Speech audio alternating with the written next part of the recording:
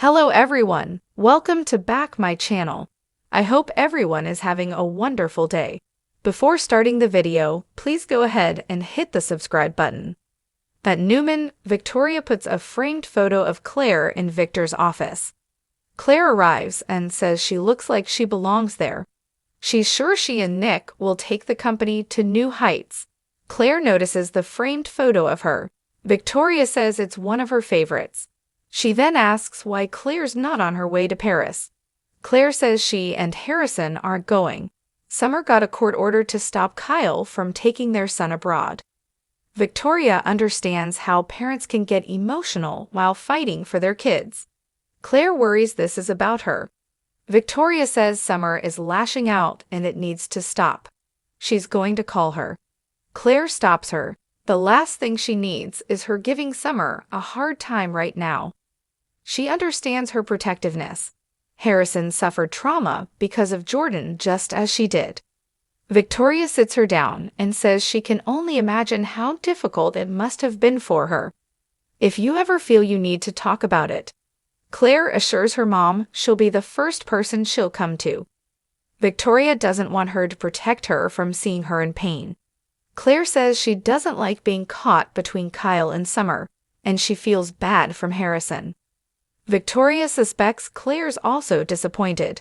She admits she got excited. Victoria guesses she wanted to take Harrison to ride the carousel in Montmartre. Claire says she wanted to ride it herself.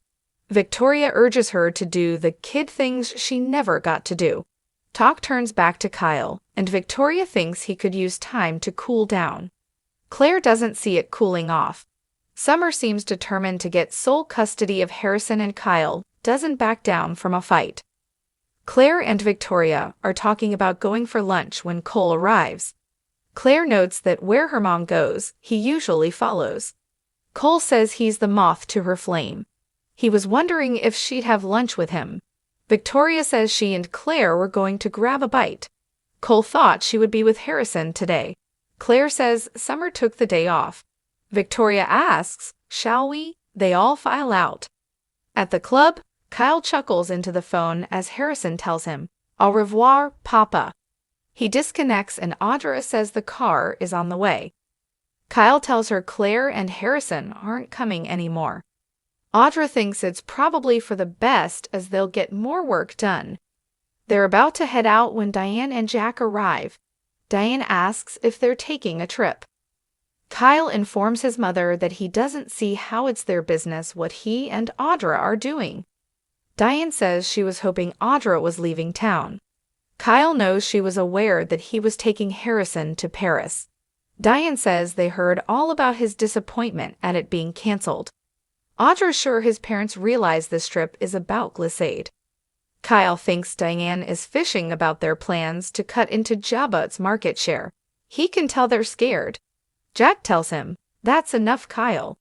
Jack fumes that he's tried to avoid stooping to his level. He informs Audra that if Kyle's told her that this little startup has even a chance of coming for Jabba, he's been lying to her. Audra starts, "Yeah, well, I believe." Jack cuts her off. "You believe what exactly? Either the two of you are in denial, or you've been sniffing too much of that cheap aftershave one of those little companies you overpaid for is making." He says they'll be lucky if they walk away with Jabba's crumbs. Kyle's glad he doesn't work at Jabba anymore. Now he can show them how much they've underestimated him. Jack thought he'd instilled more respect in him as an abbot. "I raised you better than this. This company you disparage, this company my father built, has been decades in the making. My father built the highest standards of excellence and product safety and financial security. We have met those standards year after year, for more years than the two of you have collectively been alive. You want to best Jabba? Knock yourselves out. I'm afraid the crash from your failure is going to be resounding. Maybe that's what it will take to bring you back to your senses. Or maybe I'm the one in denial about that. Enjoy your flight." Kyle's left stunned as Jack storms away. In Crimson Lights, Billy pushes Chelsea and Adam to sit down and chat with him and Sally before they head back to Baltimore.